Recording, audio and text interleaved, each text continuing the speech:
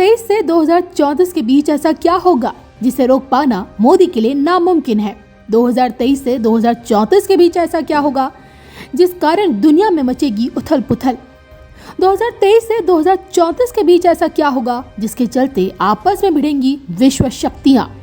2023 से 2034 के बीच ऐसा क्या होगा जिसके चलते देश दुनिया पर भयंकर प्रभाव पड़ेगा? देखिए सिर्फ धर्म ज्ञान पर। युद्ध किसी भी समस्या का अंत नहीं है बल्कि बर्बादी का कारण है। बात चाहे प्रथम विश्व युद्ध की करें या फिर द्वितीय विश्व युद्ध की, खूनी संघर्ष से सिर्फ बर्बादी ही मिली है। अब एक बार फिर तीसरे विश्व युद्ध की आहट सुनाई दे रही है क्योंकि रूस और यूक्रेन के बीच छिड़ी जंग खत्म होने का नाम नहीं ले रही। इन दो मुल्कों के बीच की लड़ाई किसी भी वक्त विश्व युद्ध का रूप ले सकती है। ऐसा इसलिए क्योंकि न्यायाधीश शनि के राशि परिवर्तन के साथ ही कुंभ में शनि के प्रवेश के साथ ही ग्रह गोचर के हिसाब से विश्व युद्ध की संभावना दिखाई दे रही है। सूर्य के पुत्र और छाया के लाल कर्म फलदाता शनि ग्रहों में इकलौते ऐसे देवता हैं जिनकी दृष्टि से आज तक कोई बच नहीं पाया, जो कि इनका काम ही इंसान को कर्म अनुसार उसे परिणाम देना है और इसलिए इनके नाम से हर कोई भयभीत रहता है। शनि के लिए कहा जाता है जैसी करनी वैसी भरनी। इकलौता ऐसा ग्रह है जिसका काल चक्र लगभग 27 सालों में आता है। इन 27 सालों में व्यक्ति जैसा करता है शनि अपने काल चक्र में वैसा ही परिणाम देते हैं। अच्छे काम किए जाने पर अपने कार्यकाल में शनि मालामाल कर देते हैं और गलत करने पर राजा से रंक बनाते हैं, जो कि ज्योतिष में शनि को कर्म से लेकर आजीविका, जनता, सेवक, नौकरी, परिश्रम, तकनीक, तकनीकी कार्य, मशीनें, गहन अध्ययन, अध्यात्म, तपस्या, पाचन तंत्र, हड्डियों के जोड़, लोहा और पेट्रोलियम का कारक माना गया है। इस कारण हर कोई शनि को शांत और प्रसन्न रखने की भरपूर कोशिश करता है। लेकिन क्या आप जानते हैं अब की बार शनि का महाराशि परिवर्तन कुछ ऐसा लेकर आ रहा है जिसे रोक पाना शायद भारत के प्रधानमंत्री नरेंद्र मोदी के लिए भी असंभव होगा।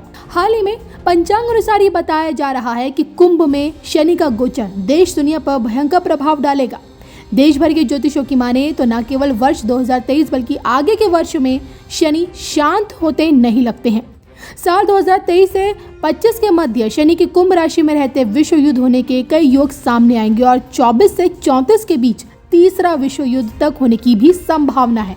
बताया जा रहा है कि इस विश्व युद्ध में भारत सर्वाधिक आर्थिक तथा अन्य शक्तियों के रूप में उभरेगा। साथ ही इस युद्ध में शांति स्थापित करने तक में भारत की मुख्य भूमिका होगी।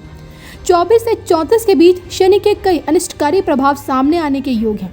भारत में राजनीतिक तथा दलीय संघर्ष चरम पर पहुंचेगा। यहाँ कुछ राजनीतिक दल सांप्रदायिक उन्माद के शिकंजे में फंसकर अशांति बढ़ाने में सक्रिय हो सकते हैं। उम्मीद तो यही है दुनिया को अब तीसरा विश्व युद्ध ना देखना पड़े, लेकिन ग्रहों का खेल क्या कुछ भविष्य में दिखाता है अब ये देखना बाकी है। बहरहाल बीते 2 विश्व युद्ध में हुए नरसंहार ने कैसी तबाही मचाई थी, आइए आपको बताते हैं। क्यों लड़ा गया प्रथम विश्व युद्ध? 8 जून साल 1914 को ऑस्ट्रेलिया और हंगरी साम्राज्य के उत्तराधिकारी आर्क ड्यूक फ्रांस फर्नांडिस अपनी पत्नी सोफी के साथ बसनोया में सैलोवा के दौरे पर थे। वहां दोनों के सब्र राष्ट्रवादी गेरवेल ने हत्या कर दी थी। इसके बाद ऑस्ट्रेलिया हंगरी ने सर्बिया के खिलाफ युद्ध का ऐलान किया। इसके बाद संकट बढ़ता गया और 1 अगस्त को जर्मनी ने रूस और 2 दिन बाद फ्रांस के साथ युद्ध शुरू कर दिया। ये विश्व युद्ध 28 जुलाई 1914 से लेकर 11 नवंबर 1918 तक चला। 4 साल 3 महीने 2 हफ्ते तक चले इस युद्ध में करीब 30 देश शामिल थे। इस विश्व युद्ध में करीब 6 करोड़ 82 लाख सैनिक लड़े, जिनमें से 99 लाख 11 हजार सैनिक मारे गए। क्यों लड़ा गया द्वितीय विश्व युद्ध? दूसरा विश्व युद्ध यूरोप में 1939 से सितंबर 1945 तक चला था। लगभग 70 देशों की थल, जल, वायु सेनाएं इस युद्ध में शामिल थी। इस युद्ध में विश्व 2 भागों में बटा हुआ था, मित्र राष्ट्र और धुरी राष्ट्र। इस युद्ध के दौरान पूर्ण युद्ध का मनोभाव प्रचलन में आया क्योंकि इस युद्ध में लिप्त सारी महाशक्तियों ने अपनी आर्थिक, औद्योगिक और वैज्ञानिक क्षमता इस युद्ध में झोंक दी। युद्ध में अलग अलग देशों के करीब 10 करोड़ सैनिकों ने हिस्सा लिया, जिनमें से 5 से 7 करोड़ लोगों की जानें चली गई और 2 करोड़ से भी ज्यादा लोग घायल हुए थे। एक्सेलेंसी, फिर से एक बार आपसे मिलने का मौका मिला है और बहुत सारे विषयों पे बातचीत करने का अवसर भी मिला है।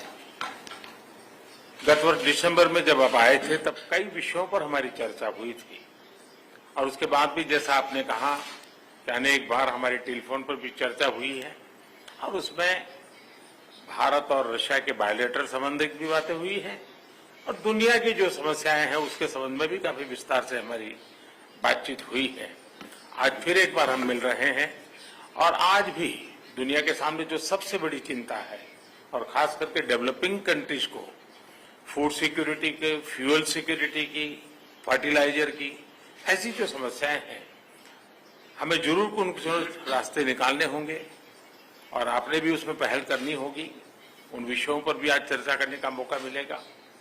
एक्सेलेंसी, मैं आपका और यूक्रेन दोनों का इस बात के लिए आभार व्यक्त करना भी चाहूंगा क्योंकि जब शुरू के दिनों में इस संकट के काल में हमारे हजारों स्टूडेंट्स यूक्रेन में फंसे हुए थे, आपकी और यूक्रेन की मदद से हमारे स्टूडेंट को हम सुरक्षित रूप से बाहर निकाल पाए, उनके घर तक हम पहुंचा पाए और इसके लिए मैं आप दोनों देशों का आभारी हूं। एक्सेलेंसी, मैं जानता हूं कि आज का युग युद्ध का है नहीं और हमने फोन पर भी कई बार आपसे इस विषय में बात की है कि डेमोक्रेसी और डिप्लोमेसी और डायलॉग, ये सारी बातें ऐसी हैं कि जो दुनिया को एक स्पर्श करती हैं। आने वाले दिनों में शांति के रास्ते पर हम कैसे बढ़ सके उसके विषय में जरूर आज हमें चर्चा करने का मौका मिलेगा। आपका व्यू पॉइंट समझने का मुझे भी एक अवसर मिलेगा, लेकिन फिर भी जो विषय हैं जिसकी बातें मैं करता रहता हूं। एक्सेलेंसी, भारत और रशिया के संबंध अनेक गुना बढ़े हैं। हम इन संबंधों को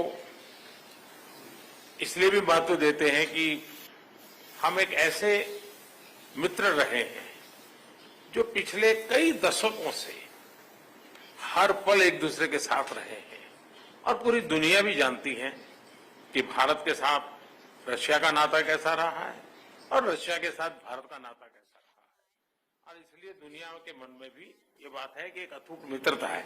और व्यक्तिगत रूप से मैं कहूं कि एक प्रकार से हम दोनों की यात्रा समान शुरू हुई। मैं सबसे पहले आपको 2001 में मिला जब आप हेड ऑफ द गवर्नमेंट के रूप में चाहे जाओ, मैं head of the state government के रूप में काम शुरू किया। आज 22 साल हो गए। हम लगातार, हमारी दोस्ती बढ़ती चली जा रही है। लगातार हम दोनों देश मिलकर के इस रीजन की भलाई के लिए, लोगों की भलाई के लिए काम कर रहे हैं। आज एससीओ समिट में भी आपने भारत के लिए जो कुछ भी भावनाएं व्यक्त की है, मैं इसके लिए आपका बहुत आभारी हूं। एक्सेलेंसी, मुझे विश्वास है कि आज की हमारे बायलैटरल भी, आज की हमारी बातचीत भी आने वाले दिनों में हमारे संबंधों को भी गहरे करेंगे। विश्व की जो आशा अपेक्षाएं हैं उसको पूर्ण करने में भी बहुत काम आएगी, ऐसा मुझे पूरा भरोसा है। मैं फिर एक बार आज समय निकालने के लिए आपका बहुत बहुत आभारी हूं।